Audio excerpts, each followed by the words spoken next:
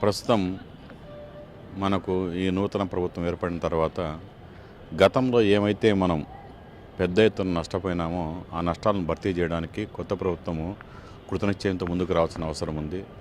ఇందులో భాగంగానే ప్రత్యేక ఆర్థిక మండళ్ళు అనేటువంటి కాన్సెప్ట్ మనకు 2006 నుండి బలంగా మన ప్రాంతంలో అందరి మనసుల్లోన అందరి హృదయాల్లోన ఎన్నో ఆశలు రేకెత్తించింది. ప్రతి జిల్లాలోనే ప్రతి ఒక్క నిరుద్యోగి కూడా మనకు ఏదో మంచి జరుగుతున్నది, మనకు మంచి ఒక స్వర్ణయుగం వస్తూ ఉంది మనకు అనేటువంటి ఆశ ఉంది. అదే సందర్భంలోనే ఆ జిల్లాలో ఉండేటువంటి రైతులు మన పిల్లల యొక్క భవిష్యత్తు బాగుంటుంది కాబట్టి మన భూములు పోయినా పర్వాలేదు, మనకు వచ్చేటువంటి వ్యవసాయం రంగం మీద వచ్చేటువంటి అరకొర ఆదాయం మనం పోగొట్టుకున్నా నష్టం లేదు, మన పిల్లల భవిష్యత్తు బాగుపడాలని చెప్పనేసి ప్రభుత్వం అడిగిందే తడువుగా ఎంత ఇస్తే అంత తీసుకొని రైతులంతా కూడా తమ భూములను వేలాది ఎకరాలు కట్టబెట్టారు. ముఖ్యంగా మనకు ఉన్నటువంటి స్పెషల్ ఎకనామిక్ జోన్ ఎక్కడంటారంటే కొడికొండ చెక్ పోస్ట్ అయితేనేమి, అదేవిధంగా లేపాక్షి మండలం అయితే ఏముంది, చిల్మతూరు మండలం అయితే ఏముంది, హిందూపురం పారిశ్రామిక వాడు, తుమ్ముకుంట పారిశ్రామిక వాడు అయితేనేముంది, ఇవన్నీ కూడా అందులో అంతర్గర్భితమైనటువంటి భాగాలు ఇవన్నీ కూడా. అయితే మేము కూడా అందరం కూడా చాలా బాగా ఆశ పెట్టుకున్నాము, ఏదో మన జిల్లాకు మంచి జరిగిపోతుంది ఇప్పుడు అనేసి. ఎందుకంటే మనకు అక్కడ ఉన్నటువంటి ఒక పెద్ద అవకాశం ఏంటంటే it's very near to the Bengaluru international airport. ఎంత అంటే చాలా దగ్గర, 80 కిలోమీటర్లు అండి. ఇది మనం టైం చూసుకుంటే 45 నిమిషాల్లో సెజు నుండి మనము అక్కడికి వెళ్ళొచ్చు. ఇంకొకటి ఏంటంటే మనకు ఆ ఇంటర్నేషనల్ ఎయిర్పోర్ట్ యాక్సెస్ కూడా చాలా త్వరగా మనం పోయే అవకాశం ఉంది. బెంగళూరు సిటీలో ఉండే వాళ్ళు వెళ్ళడానికి ఆ ఎయిర్పోర్ట్ ఇంకా 1 అవర్ 1.5 అవర్ టైం పడితే మనం ఈ ఎకనామిక్ జోన్ మన చిల్మతూరు, లేపాక్షి, మన గోరంట్ల ఈ మండలాలకు రావడానికి ఓన్లీ 1 అవర్ లోపల వాళ్ళు వచ్చే అవకాశం ఉంది. కాబట్టి త్వరగా మనకు అభివృద్ధి చెందుతున్నటువంటి ఆశ అప్పుడు అందరికీ వచ్చింది. అందులో భాగంగానే రైతులంతా కూడా భూములన్నీ కూడా కట్టబెట్టారు. కానీ తర్వాత జరిగినటువంటి ఆ యొక్క అన్యాయం, అదొక మోసం అనేటువంటిది ప్రజలు ఇప్పటికి కూడా జీర్ణించుకోలేకుండా పోతున్నారు. అక్కడ పంటలు పెట్టుకోవడానికి అవకాశం లేకుండా పోయింది. వాళ్ళు ఇచ్చిన పైసలేమో ఎప్పుడో ఖతం అయిపోయాయి, వాళ్ళ దగ్గర పైసలు లేవు ఈరోజు. కానీ ఈరోజు అక్కడ అభివృద్ధి కార్యక్రమాలు అయితే ఏమాత్రం కూడా లేవు, అన్ని బీళ్లు భూములు నిలిచిపోయినాయి. ఈ మధ్యలో జరిగినటువంటి మరో ఘోరమైనటువంటి వంచన ఏంటంటే ఎవరైతే అక్కడ ఈ యొక్క పేదలు ఉన్నారో ఆ పేదల యొక్క భూములు ఎవరైతే ఉన్నాయో, ఇంకా అంటే సెజుకు పోయి ఉన్నటువంటి భూముల్లో ఈ అసైన్డ్ ల్యాండ్స్ ఏవైతే ఉన్నాయో అసైన్డ్ ల్యాండ్స్ గత 4-5 సంవత్సరాల నుండి వాళ్ళకు అంతా తృణోపనం అంతా ఎకరాకు 1,00,000 రూపాయలు, 1,20,000 ఇచ్చేసి హైకోర్టుకు వెళ్ళి కేవలము ఒక పేపర్ ఏదో తీసుకొని వచ్చి రిజిస్ట్రేషన్ చేసుకోవచ్చు అనేటువంటి ఒక దాఖలా చూపించేసేసి ఆ అసైన్డ్ భూములన్నీ కూడా పేదల చేతుల్లోని ఇంకంతా కూడా కొంతమంది బూర్జువాలు, ధనస్వాములు వచ్చేసి ఈరోజు లాగేసుకున్నారండి. అది మరీ దారుణం. ఈరోజు అంటే పేదల భూములు కూడా వంచి అవి తీసేసుకున్నారు. ప్రభుత్వం ఇప్పటికైనా కూడా ఈ విషయంలో కఠినమైన నిర్ణయాలు తీసుకోవాలి. ముఖ్యంగా మనకు ఇక్కడ సువర్ణ అవకాశం, అప్పుడు అది కాదు ఇది సువర్ణ అవకాశం అని మేము అంటున్నాము. ఎందుకంటే మనకి ఇప్పుడు ఐటీ మినిస్టర్ కూడా ఈ కొత్త ప్రభుత్వంలో మన ప్రాంతం వాడు, మన జిల్లా వాడు, ఇక్కడ పుట్టి పెరిగిన వాడు, తర్వాత మంచి విద్యావేత్త, ఇక్కడ విద్యారంగం నుండి అంచెలంచెలుగా ఎదిగి ఈరోజు ఐటీ మినిస్టర్ వరకు వెళ్ళినాడు. కాబట్టి ఆయనకున్నటువంటి విజన్ ఆయనకుంది.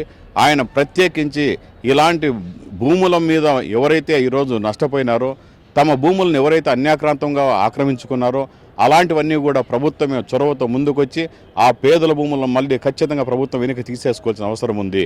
ఏ ఇండస్ట్రీస్కి అయితే ఇచ్చారో ఆ ఇండస్ట్రీస్ నుండి 1 ఎకరా 1 సెంటు భూమి కూడా వాళ్ళకి ఉండడానికి వీలు లేదు. మళ్ళీ ప్రభుత్వం అన్ని రెజ్యూమ్ చేసుకోవాలి. ప్రభుత్వం తగిన యాక్ట్ కూడా ఉంది.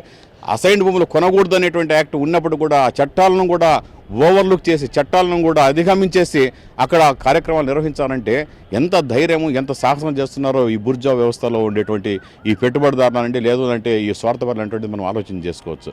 కాబట్టి ఇప్పటికైనా కూడా ప్రభుత్వం చిత్తశుద్ధితో ముందుకు వచ్చేసి ఆ భూములన్నింటినీ కూడా మళ్ళీ వెనక తీసుకొనేసేసి మళ్ళీ ఒక నూతన పందాలో ఒక కొత్త కోణంలో తన యొక్క ఏదైతే విజన్ మనకున్నటువంటి ముఖ్యమంత్రి ఈజ్ ఆల్సో ఎకానమిస్ట్, ఆయన కూడా ఒక మంచి ఆర్థిక శాస్త్రవేత్త. కాబట్టి ఆయనకు ఉండే విజన్తో ఆయనకున్నటువంటి access through out the world, ఆయనకి 300 degrees యాక్సెస్ కూడా ఉంది ఈరోజు. ఆయనకి ప్రపంచంలో అన్ని మూలల్లో కూడా ఆయనకు విజన్ ఉంది. కాబట్టి ఆయనకున్నటువంటి ఆ విజన్ ఉపయోగించి తర్వాత మనకున్నటువంటి మినిస్టర్ ఉన్నటువంటి ఆ మినిస్టర్ యొక్క అనుభవాలు, ఆయనకి ఇక్కడ ఉన్నటువంటి ప్రజలతో ఉన్నటువంటి అటాచ్మెంటు, ఈ ప్రాంతం మీద ఆయనకున్నటువంటి ప్రేమ, ఇవన్నీ కూడా ఆయన కనబరిచి మన ప్రాంతం ఆ యొక్క సెజ్ని ఒక ఐటీ హబ్గా కానీ తయారు చేసినట్టయితే మన ప్రాంతంలో నిరుద్యోగ సమస్య అనేటువంటిది 100కి దాదాపుగా 100% కూడా మనము రూపుమాపవచ్చు. అన్ని రకాల్లో కూడా అక్కడ అసంఘటిత రంగంలో నా నిరుద్యోగ సమస్య పోతుంది, సంఘటిత రంగంలో ఈరోజు ఎంతోమంది బీటెక్లు, ఎంటెక్లు, ఎంబీఏలు, ఎంసీఏలు చేసిన నిరుద్యోగులు అంత 5,000, 10,000కు బెంగళూరులో పోయి చిన్నపాటి ఎవరికి గుడ్డు చెప్పుడు కాకుండా తెలియకోకుండా చిన్న ఉద్యోగాలు చేసుకొని వాళ్ళు ఆత్మహత్యం చేసుకొని బయట పడుకోకుండా ఈరోజు అక్కడ బతుకుతున్నారండి. ఇక్కడ ఉండలేరు, ఆ చిన్న ఆదాయాలతో చిన్న మొత్తాల ఆదాయాలతో అక్కడ బతకలేరు. కాబట్టి ఇలాంటి వాళ్ళందరికీ కూడా వాళ్ళు ఒక మంచి ఉన్నతమైనటువంటి జీవన విధానాన్ని చూపించాల్సినటువంటి గురుతర బాధ్యత ఈరోజు మన ఐటీ మినిస్టర్ మీద అయితేనేముంది, మన ముఖ్యమంత్రి అయితేనేముంది, మన రాష్ట్ర ప్రభుత్వం మీద అయితేనేముంది, ముఖ్యంగా మనకున్నటువంటి కేంద్ర ప్రభుత్వం మీద కూడా ఈరోజు ఇది ఎక్కువ బాధ్యత ఉంది. ఎందుకంటే సెజ్ అంటే కేవలం రాష్ట్ర ప్రభుత్వంకి ఒకటే కాదు సంబంధం, దీంట్లో కేంద్ర ప్రభుత్వం ఉంది. తర్వాత అంతకంటే ముఖ్యం ఏంటంటే ఈరోజు మనకు ఆ బెంగళూరు మనకుండే యాక్సెస్ అనేటువంటిది నిజంగా మనకు పెద్ద అదృష్టం అండి. మనము బెంగళూరు మనకు ఎంత దగ్గరగా ఉందంటే అంత దగ్గరగా ఉంది. కాబట్టి అక్కడ ఉన్నటువంటి పారిశ్రామికవేత్తల్లోనండి లేకున్నా ఉంటే ఇన్ఫర్మేషన్ టెక్నాలజీ ఉన్నటువంటి ఉద్దండులైనటువంటి మేధావులు ఉన్నటువంటి వాళ్ళు ఉన్నారు, వాళ్ళందరికీ కూడా చూపు ఈరోజు ఇక్కడే ఉంది. ఇక్కడ మన రాష్ట్రం చూపు వాళ్ళు కర్ణాటకలో ఎస్టాబ్లిష్ అయినప్పుడు కూడా వాళ్ళ చూపు ఇక్కడే ఉంది. ఎందుకంటారంటే ఈ ప్రాంతము మనకు అన్ని రకాలుగా ఐటీ హబ్గా తయారు చేసుకోవడానికి మంచి అనుకూలమైన పరిస్థితులు ఉన్నాయి. ఇక్కడ మనకు వాతావరణం అనండి ఇంకోటండి. కాకపోతే ప్రభుత్వం ఏంటంటే అక్కడ ఉన్నటువంటి ఆ నీటి కొరత ఒకటి, నీటి సమస్య ఒకటి తీర్చగలిగినట్టయితే పిలవకనే అందరూ వస్తారు, అన్ని పరిశ్రమలు అక్కడికి వస్తాయి. రాబోయే 5 ఏళ్ల సంవత్సరాలలో మనకు అక్కడ 100కి 100% కాకపోయినా కనీసం ఒక 70% పరిశ్రమలైనా వచ్చి 5 ఏళ్లలో నిరుద్యోగ సమస్య అక్కడ నుండి మనకు పరిష్కారం చేయడానికి ప్రణాళికలు తయారు చేసుకోవడానికి వాళ్ళు కూడా సిద్ధంగా ముందుకు వస్తున్నారు. ఈ విషయాలన్నింటినీ కూడా మనం కానీ రాష్ట్ర ప్రభుత్వం కానీ గమనించి కఠినమైన నిర్ణయాలు తీసుకోవాల్సిన అవసరం ఇది. కఠినమైన నిర్ణయాలు తీసుకోవాలి. మన పేద ప్రజలు, మన నిరుద్యోగ ప్రజలు అందరికీ కూడా అక్కడ ఉపాధి సౌకర్యాలు కల్పించడానికి ప్రభుత్వాలు తగిన కృతనిశ్చయంతో ముందుకు రావాలని చెప్పినటువంటి మా అభిప్రాయం అండి. ఈరోజు తెలంగాణ రాష్ట్రము, ఆంధ్రప్రదేశ్ రాష్ట్రము రెండుగా విడిపోయిన తర్వాత మరి ఆంధ్రప్రదేశ్ రాష్ట్రంలోనే కాకుండా మరి యావత్ భారతదేశంలోనే మరి అనంతపురం జిల్లా అత్యంత వెనుకబడిన జిల్లా అనేటువంటిది అందరికీ తెలిసిన విషయమే. మరి ఈరోజు అనంతపురం జిల్లాలో కనీసం అనంతపురం పట్టణంలో కానీ ఎక్కడన్నా కానీ ఒక 100 మంది నుంచి 500 మంది పనిచేసే ఫ్యాక్టరీలు ఎక్కడా లేవు. మరి అందులో కూడా హిందూపురంలో ఉన్నటువంటి నిజాం షుగర్ ఫ్యాక్టరీ బంద్ అయింది, గుంతకల్ స్పిన్నింగ్ మిల్ బంద్ అయింది, అదేవిధంగా అనంతపూర్ ఏపీ లైటింగ్ బంద్ అయింది. ఈ విధంగా చదువుకున్న నిరుద్యోగులందరికీ కూడా ఈరోజు ఉద్యోగ అవకాశం కల్పించాలంటే మరి ఈరోజు మరి ఐటీ మంత్రి అయినటువంటి పల్లె రఘునాథ్ రెడ్డి గారికి మేము సూచనలు చేయడం ఏమంటే మరి సార్ ఈరోజు ఈ అనంతపురం జిల్లాలో ఐటీ హబ్గా మార్చాలని చెప్పేసి మేము ప్రత్యేకంగా మీకు మనవి చేస్తున్నాము. మరి ఈరోజు లేపాచి సంబంధించి కానీ మరి కొడికొండ చెక్ పోస్ట్ సంబంధించి కానీ ఈరోజు మరి 100,000 ఎకరాలు కూడా ఈరోజు అనంతపురం జిల్లాలో ఉన్నాయి. మరి అవే కాకుండా మరి ఓబులాపురంలో కూడా మరి మైన్స్ ఉన్నాయి. మరి అక్కడే కాకుండా చాలా చోట్ల అనంతపురం జిల్లాలో ఖనిజాలకు పెట్టింది పేరు కాబట్టి మరి ఏదన్నా ఫ్యాక్టరీలు సంబంధించి ఉక్కు ఫ్యాక్టరీలు కానీ ఏదన్నా కానీ అనంతపురం జిల్లాలో ఏర్పాటు చేయాలని తెలియజేసుకుంటున్నాము. మరి అంతేకాకుండా గుంతకల్లో మూసివేయబడినటువంటి స్పిన్నింగ్ మిల్లును కూడా మళ్ళీ తెరవాలంటున్నాము. మరి అదేవిధంగా ఈ యొక్క అనంతపురం జిల్లాలో ఎయిమ్స్ కాలేజీ కూడా వస్తుందని చెప్పి ఇంతకుముందు తెలియజేయడం జరిగింది. మరి ఇప్పుడు బడ్జెట్లో కూడా అదేం ప్రస్తావించలేదు. మరి అనంతపురానికి సంబంధించి బాలకృష్ణ గారు కూడా ఐటీ హబ్ చేస్తామన్నారు. మరి ఇవన్నీ దృష్టిలో పెట్టుకొని మరి ఇక్కడ ఉన్నటువంటి మంత్రులు అయితేనేమి, ఎమ్మెల్యేలు అయితేనేమి, ఎంపీలు అయితేనేమి అందరూ కూడా ఈ వెనుకబడిన జిల్లాలో మరి నిరుద్యోగులకు ఉద్యోగ అవకాశాలు కల్పించేందుకు ఫ్యాక్టరీలు ఏర్పాటు చేయాల్సిందిగా మనవి చేస్తూ ఉన్నాం. నా పేరు కేఎస్ మోహన్. నేను రైల్వేలో పనిచేసి పదవి విరమణ చేశాను. ప్రస్తుతం ఇక్కడ గుంతకల్లో పెన్షనర్స్ అసోసియేషన్ అధ్యక్షుడిగా ఉన్నాను. ప్రాథమికంగా అనంతపురం జిల్లా అభివృద్ధికి నోచుకోని జిల్లా అని చెప్పడానికి అనేక నిదర్శనాలు మన కళ్ళకు కట్టినట్టు కనిపిస్తున్నాయి.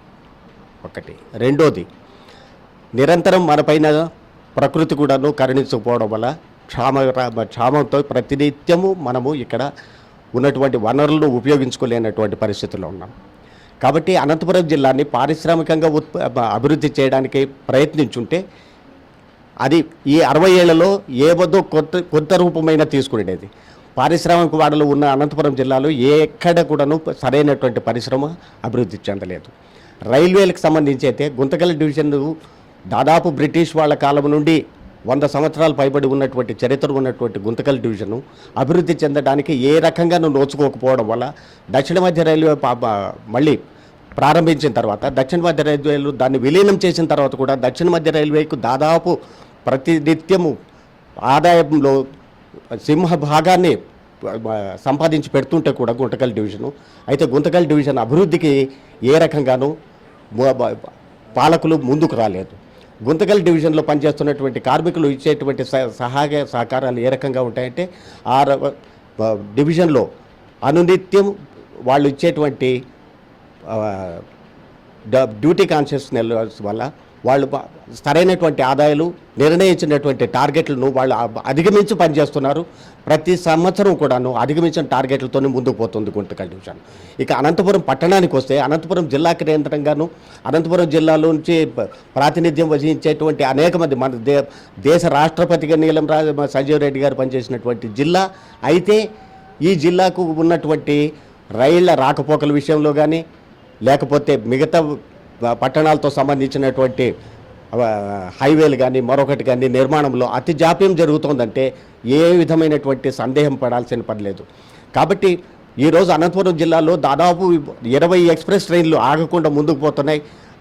ఇక్కడ ఎవరు అడిగినా కూడా దానికి సరైనటువంటి కార్యక్రమాన్ని నిర్వహించేటువంటి దానికి కానీ లేకపోతే అధికారులపై ఒత్తిడి తెచ్చి వాటిని ఆపడానికి కానీ ప్రయత్నం చేయడం లేదు.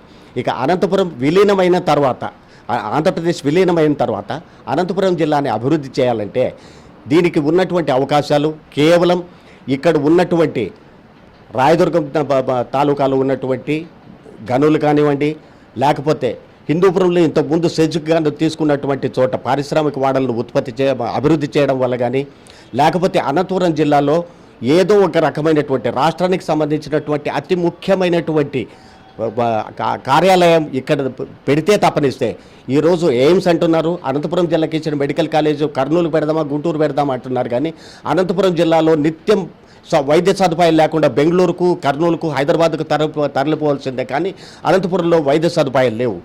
గుంటూరులో ఉన్నటువంటి ఒక పేషెంట్గా విజయవాడకు అప్రోచ్ ఉంది, కర్నూలుకు అప్రోచ్ ఉంది, వెంటనే పోగలుగుతున్నాడు. వాళ్ళకు వైద్య సదుపాయాలు ఉన్నాయి, అనంతపురంలో వాళ్ళకు వైద్య సదుపాయాలు లేవు. అటువంటి ఎయిమ్స్ని మళ్ళీ గుంటూరులోనే పెడతామంటున్నారు కానీ అనంతపురానికి తీసుకురావాలనేటువంటి ఆశ కలగడం లేదు. ఎందుకంటే అనంతపురం జిల్లాలో ఉన్నటువంటి వాళ్ళు దీనిపైన సరైనటువంటి దృష్టి పెట్టి ఒక ఉద్యమ స్థాయికి తీసుకుపోతే తప్పనిస్తే అనంతపురం జిల్లాని ఎవరూ అభివృద్ధి చేయరు. కాబట్టి ప్రజలే దీనికి నడుం బిగించి ఇప్పుడైనా వాళ్ళు ముందుకు రావాలని చెప్పేసి నేను విన్నవిస్తాను.